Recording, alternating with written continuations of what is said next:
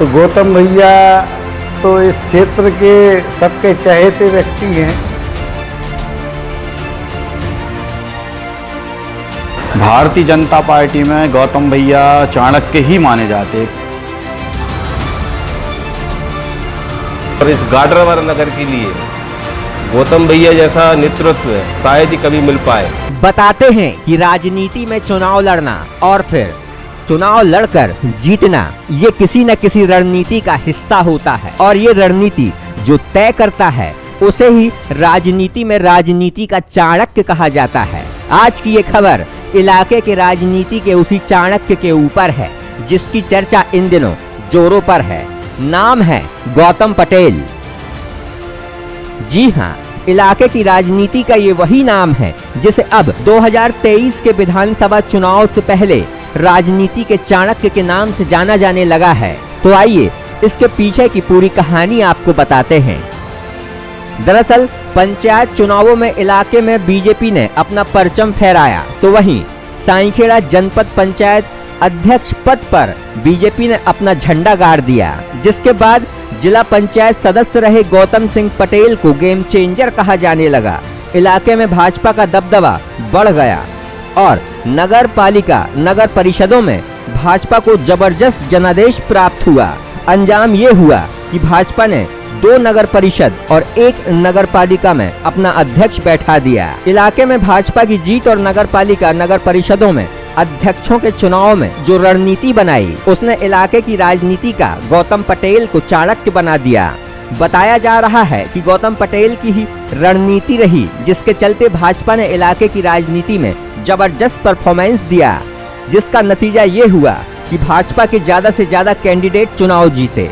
जब हमने इस बारे में गौतम पटेल से कैमरे पर सवाल दागे तो उन्होंने क्या कहा, आइए आपको सुनाते हैं।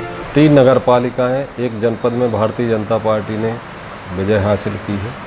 2 जगह पर हम जरा सी चूक में पीछे रह गए, चूँकि बहुमत उनका ही था, मगर तीनों जगह और 1 जनपद पंचायत में भारतीय जनता पार्टी की जीत हुई। बहुत सही बात है, हमारा चुनाव पैसे वालों से था। हमेशा ही कांग्रेस में धनबल का उपयोग हुए है, मगर हमारे कार्यकर्ता भारतीय जनता पार्टी के कभी उसके आगे पैसे के आगे नहीं डिगे। और आज हमारे कार्यकर्ताओं ने, हमारे पार्षदों ने जो मेहनत की और जो संदेश दिया, इसमें धनबल हार गया। हमें गर्व है कि हमारे पार्षद कहीं ना कहीं खरे उतरे और उन्होंने बहुत ही सम्मानपूर्वक विजय दिलाई। भारतीय जनता पार्टी के कार्यकर्ता कभी सेमीफाइनल की लड़ाई नहीं लड़ते, हर चुनाव फाइनल मान के लड़ते हैं। और हमारी पार्टी के कार्यकर्ताओं का, नेताओं का उद्देश्य ही जनता की सेवा करना है। हम सेवा को कभी सेमीफाइनल या फाइनल के हिसाब से नहीं जोड़ते। जनता की सेवा करना, विकास कार्य करना हमारा उद्देश्य है। इन्होंने तो जाहिर कर दिया कि इनके लिए कोई मैच सेमीफाइनल नहीं बल्कि हर मैच फाइनल की तरह ही होता है। जब हमारे कैमरे ने भाजपा के संगठन से जुड़े लोगों से प्रतिक्रिया लेनी चाहिए तो उन्होंने भी बता दिया कि राजनीति के चाणक्य गौतम पटेल को ऐसे ही नहीं कहा जा रहा। इस बार छोटे से छोटे कार्यकर्ता ने अपनी बहुत बड़ी भूमिका निभाई। इसके बाद फिर संगठन ने भी अपनी बहुत बड़ी भूमिका निभाई है, और संगठन का प्रथम उद्देश्य था कि कैसे भी नगर पालिका अध्यक्ष भारतीय जनता पार्टी का होना चाहिए। इसके लिए संगठन ने कार्य किया है और संगठन ऐसे कार्य हमेशा करता रहेगा। आगामी जो भी चुनाव रहेंगे संगठन इसी प्रकार अपने कार्य करता रहेगा और भारतीय जनता पार्टी को विजयश्री की ओर ले जाता रहेगा। भारतीय जनता पार्टी में गौतम भैया चाणक्य ही माने जाते हैं, क्योंकि गाडरवारा की राजनीति में गौतम भैया की बहुत बड़ी भूमिका रहती है, क्योंकि उनके द्वारा जो बातें बताई जाती हैं, हम लोगों को भी बताई जाती हैं, वो बातें पूर्णतः ऐसी रहती हैं कि उससे हम लोग विजयश्री की ओर बहुत अग्रसर हो जाते हैं। देखिए, सम्मानीय गोविंद सिंह पटेल जी हम लोगों के स्थापित लीडर हैं, और जहाँ तक गौतम भैया का सवाल है तो गौतम भैया तो इस क्षेत्र के सबके चहेते व्यक्ति हैं। इन्होंने जो भारतीय जनता पार्टी को जिताने के लिए जो पूरी ताकत से जो इन्होंने किया, मुझे भी नहीं मालूम। मैं तो एक प्रतीक मात्र था। भारतीय जनता पार्टी ने मुझ पे भरोसा किया, मुझे प्रत्याशी बनाया, इतनी मेरी भूमिका थी। ये वास्तविकता है। गौतम जी और उनकी टीम के सदस्यों ने क्या किया और क्या कर रहे थे, वो वास्तविकता में मुझे नहीं मालूम। मैं भी वहाँ एक सामान्य पार्षद के तौर पे वोट डालने गया था। इसमें निश्चित रूप से भारतीय जनता पार्टी के सभी नेताओं का, आदरणीय गोविंद सिंह जी का, आदरणीय साधना स्थापक जी का, आदरणीय नरेश पाठक जी का, घनश्याम राजपूत जी, अनूप जी जैन, राजेश जी जैन, नवनीत जी चाचा, सबका सहयोग प्राप्त हुआ। सबने भारतीय जनता पार्टी को जिताने में अपना पूरा योगदान दिया।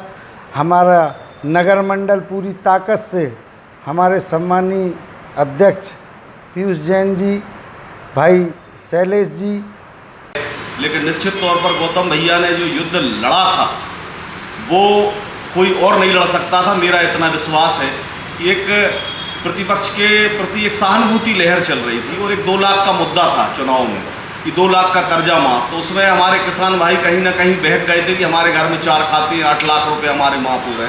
हमने समझाने की भरकस कोशिश की कि मध्य प्रदेश सरकार की क्षमता नहीं है कि ये इतना कर्ज चुका पाएंगे, लेकिन किसानों ने दुर्भाग्य से कांग्रेस की बातों पर विश्वास कर लिया, जिसके कारण हमको कुछ मतों से पिछड़ना पड़ा। लेकिन जनता समझ गई है। अब भविष्य में ये 5 लाख भी कहेंगे कि हम कर्जा माफ़ कर रहे हैं, जनता इनके बहकावे में नहीं आएगी, और 10 लाख भी कहेंगे तब भी बहकावे में नहीं आएगी। ये मेरा विश्वास है। और अगले चुनाव में भारतीय जनता पार्टी इतने प्रचंड बहुमत से विधानसभा का चुनाव जीतेगी कि पुराने सारे रिकॉर्ड ध्वस्त हो जाएंगे। हमारे एक बहुत अच्छे युवा नेता हैं और इस गाडरवारा नगर के लिए गौतम भैया जैसा नेतृत्व शायद ही कभी मिल पाए, क्योंकि गाडरवारा में गौतम भैया के लिए लोगों का जो जुड़ाव है युवा वर्ग में, वो आपने विधानसभा चुनाव में भी देखा था और अभी भी देखा है। हम नगर गाडरवारा से गौतम भैया कभी नहीं पिछड़े हैं और भविष्य में भी इतना बड़ा, यदि भारतीय जनता पार्टी इनको पहले दोबारा मौका देती है तो निश्चित रूप से गौतम भैया इस क्षेत्र के लिए ऐतिहासिक मतों से विजय प्राप्त करेंगे। ये आपके राजू मिश्रा जी जो हमारे विजयी हुए हैं, हम लोगों को उनसे अपेक्षा ये है कि वह गाडरवाड़ा को एक बहुत ही सुंदर शहर के रूप में हम लोगों को दें, एवं भोपाल और जबलपुर के बीच में यदि स्मार्ट सिटी का नाम गाडरवाड़ा ही इसके बाद होना चाहिए। हम लोग ये राजू भैया से अपेक्षा करते हैं। और राजू भैया एक ऐसा व्यक्ति है जो हर वर्ग को और सम्मिलित करके पूरे 5 साल सबको संतुष्ट करके किसी को शिकायत नहीं होगी। हाँ, जिन मित्रों ने हम लोगों के साथ भाजपा में क्रॉस वोटिंग करी है उनको भी मैं आश्वासन देता हूँ कि उसको यदि गलती सुधार और संगठन के सामने माफ़ी मांगे तो हो सकता है कि संगठन भी उन पर कुछ कृपा करके कुछ उनको दोबारा मौका दे, क्योंकि महत्वाकांक्षाएँ तो सभी के अंदर रहती हैं।